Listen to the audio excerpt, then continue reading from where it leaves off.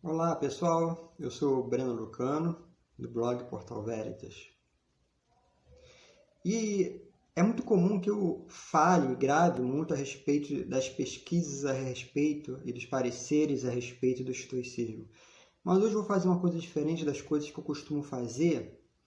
Eu vou falar um pouco, discorrer um pouco sobre uma questão religiosa, para vocês que são religiosos, que é com relação ao eremitismo na atualidade. Antes, contudo, que nós possamos prosseguir, eu peço para que você se inscreva no nosso canal, ative as notificações. Assim estarão sempre me motivando também a continuar produzindo material. Essa ideia de falar sobre o eremitismo na atualidade saiu a respeito de reflexões próprias que eu tenho feito na medida que eu fui assistindo alguns materiais a respeito da vida eremítica. Vocês sabem, eu já falei isso algumas vezes, eu provenho, a minha formação vem muito dos frades franciscanos, da OFM, Ordem dos Frades Menores. E os franciscanos, ele tem algo de vida eremítica também, mas só que o eremitismo franciscano, ele é sempre transitório. Nós temos o eremitério, por exemplo, que fica na cidade de Rodeio, Santa Catarina. Os frades, ninguém mora lá, né? Alguns frades vão, ficam algum período e depois voltam para o convento. A vida franciscana, ela é uma vida de fraternidade, ela é uma vida de comunhão com o outro. Então não faz sentido pensarmos em vida solitária.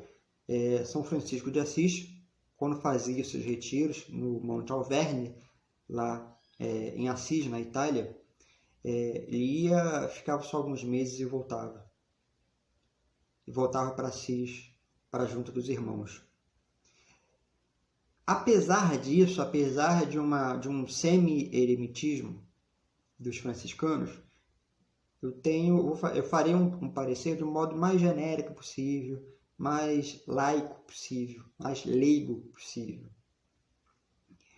Porque, pelo que eu tenho visto, inclusive com relação aos eremitas autônomos, é que eu acho que esse tipo de vida, por mais religioso que seja, ele não se adapta, ele não se adequa muito na atualidade. Até o século XIX,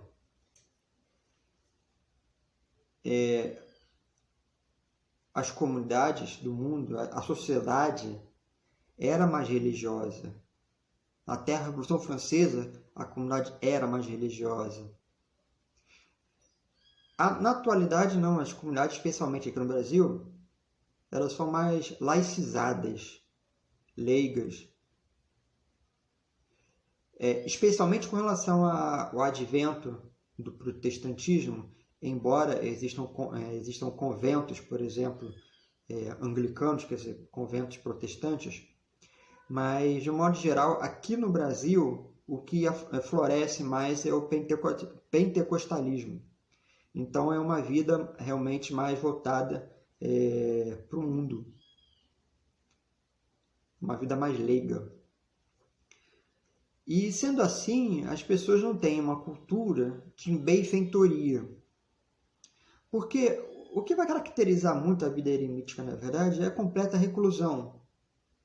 Essa reclusão ela pode ser no ambiente rural e pode ser urbano. Existem eremitas urbanos. Você está lá no seu apartamentinho e vive recluso lá. Só que essa reclusão, ela impossibilita alguns fatores da vida prática cotidiana. Pagar contas, ir no hospital, coisa do tipo, coisas mais práticas. Em alguns lugares,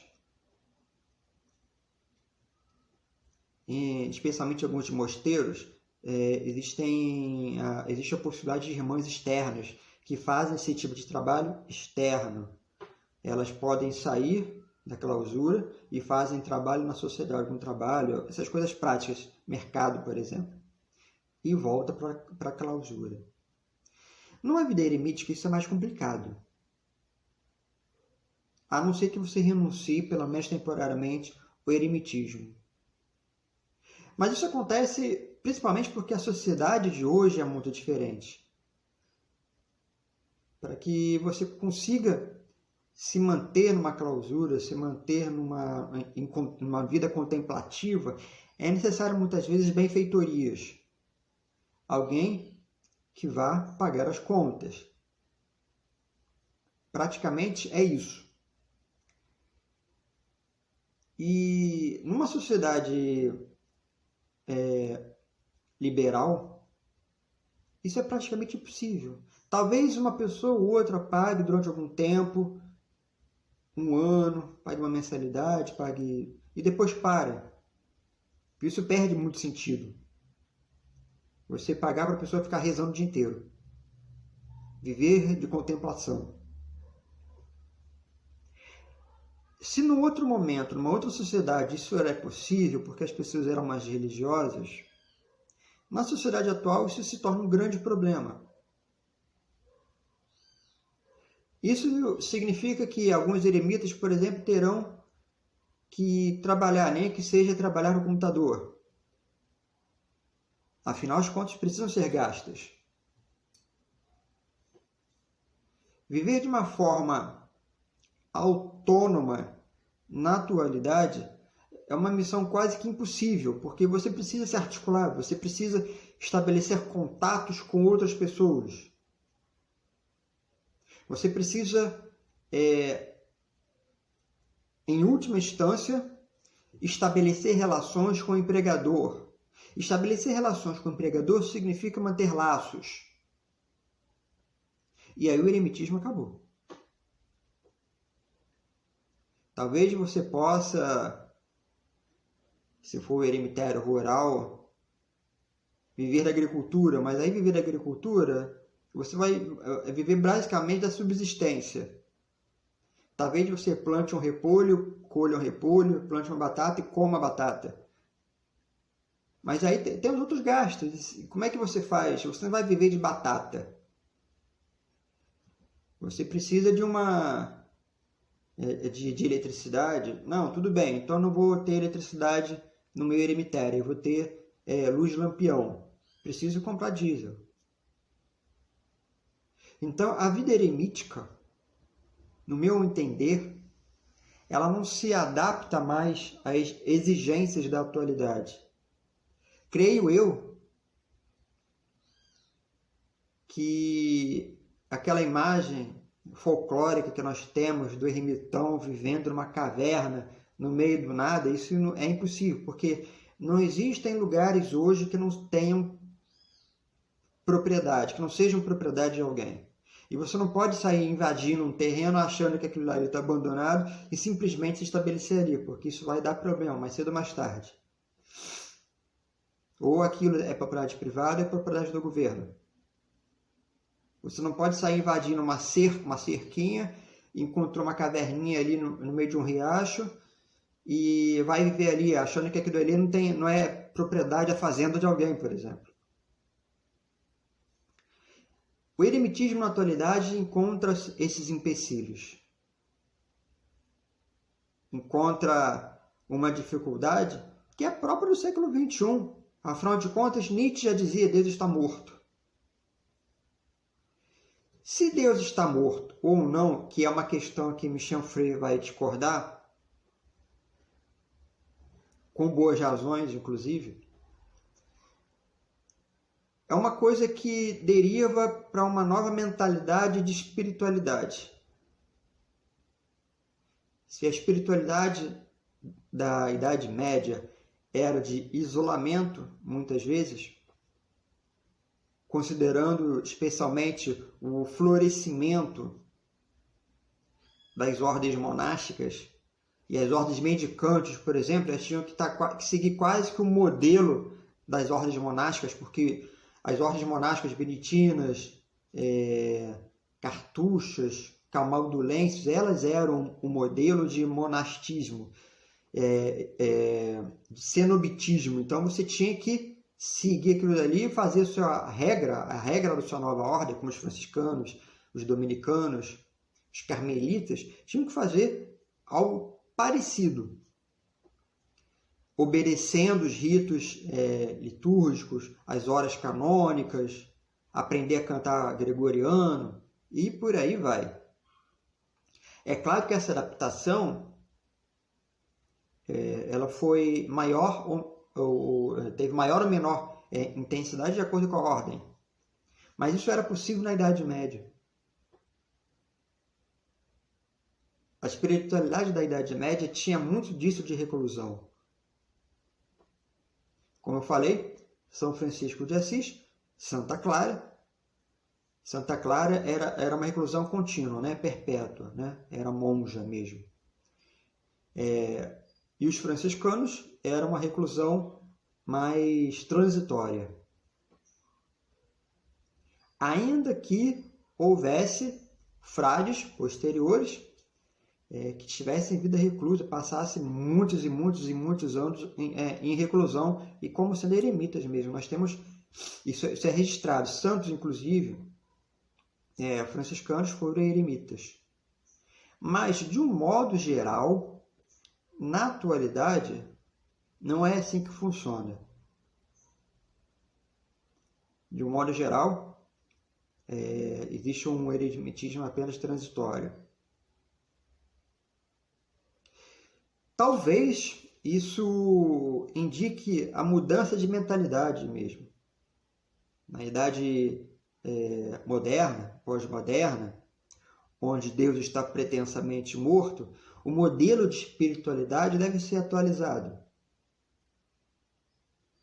Talvez uma espiritualidade mais próxima dos protestantes, nesse sentido, seja mais fácil até para as pessoas entenderem. Porque as pessoas de hoje, como a mentalidade é diferente, as pessoas de hoje não vão entender por que uma pessoa vai querer ser eremita. Isso não faz parte da nossa cultura. Agora, as pessoas vão entender por que as pessoas se tornam cristãs. Isso sim, isso faz mais sentido para a mentalidade atual. E ser cristão não necessariamente indica uma vida de clausura. Até hoje, minha mãe não entendeu por que eu quis ser um frade, por exemplo, um dia. Porque realmente, o que faz uma pessoa hoje querer viver no convento? O que faz uma pessoa hoje querer viver no mosteiro ou ser um eremita, viver isolado? Ela e Deus, mais ninguém. Não basta você chegar ali, rezar seu Pai Nosso, Ave Maria, pronto, acabou? Por que tem que ter esse isolamento do mundo? Essas são questões que a sociedade secularizada não consegue entender em profundidade. Então, essas são, eu acho que são, no meu entender, algumas dificuldades que se fazem presentes no eremitismo na atualidade. É necessário entender a sociedade atual. E a sociedade atual é completamente diferente da sociedade medieval. Eu já disse isso agora há pouco.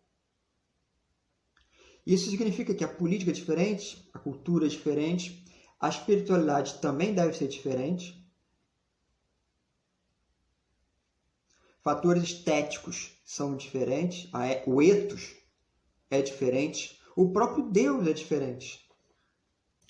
É claro que o Deus de hoje é diferente da Idade Média e que é também diferente do Deus lá da Antiguidade. Porque se a sociedade muda, a nossa percepção de Deus também muda. Nesse sentido, Deus é uma criação, uma representação da sociedade que se cria e se pensa esse Deus. Se nós estivermos numa sociedade lá na Índia, o Deus será diferente de nós. Se nós estivermos no mosteiro shintoísta, será num templo shintoísta, o Deus será diferente. Então, Deus sempre terá uma representatividade específica da sociedade que se pensa esse Deus. É necessário que se pense a nossa sociedade para que nós possamos colorir esse Deus. A nossa sociedade, na atualidade, é uma sociedade de plena competição e de fragmentação do sujeito. O sujeito, ele não se vê mais fazendo parte de uma sociedade, de um grupo, de um grupamento. Ele é atomizado. Essa atomização do sujeito descreve o próprio homem da atualidade e, consequentemente, como esse Deus será entendido.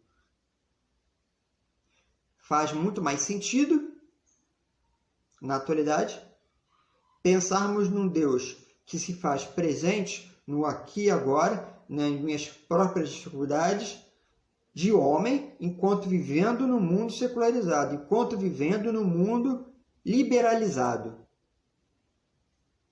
Ou seja, do neoliberalismo ou do anarcocapitalismo. Nós não podemos pensar mais como se nós estivéssemos vivendo na Idade Média, com pudor do corpo, com pudor de padrões éticos e morais que vão se adaptando e vão se transformando no decorrer do tempo, no decorrer dos séculos. Aquilo que um dia foi um erro moral, né, um erro de julgamento, hoje já não é mais. E aquilo que amanhã, aquilo que hoje é um erro, amanhã já não será mais. Porque a sociedade muda. O que seria esse Deus hoje? Esse Deus exigiria solidão? Mas como? Se hoje não é possível mais viver em solidão. Mais uma vez, a questão da adaptação da espiritualidade. A espiritualidade tem sempre que ser adaptada. Eu acho muito bonito, por exemplo, a questão da espiritualidade medieval, tipicamente cavalheiresca. Se você começar a pensar nas ordens de cavalaria e o código de ética deles, de nobreza, é uma coisa muito bonita de se ver. Agora, aquilo é possível hoje? A ética dos cruzados é muito bonito. Agora, aquilo é possível hoje? Não, não é possível. Nossa sociedade é outra.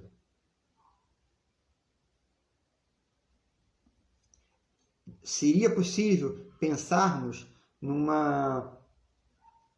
modelo de espiritualidade onde você se isola numa caverna? Eu acho que muito provavelmente não. Porque a sociedade atual exige que você faça parte da sociedade. Um grande problema que nós vemos, que eu vejo, é o folclore que se cria em função dos eremitas, em função desse tipo de vida. Porque isso pode ser muito romântico quando você é jovem. Depois que você vai envelhecendo e as necessidades, inclusive corporais, vão surgindo, você precisa, às vezes, de um médico, você precisa de algum tipo de alimento, de medicação.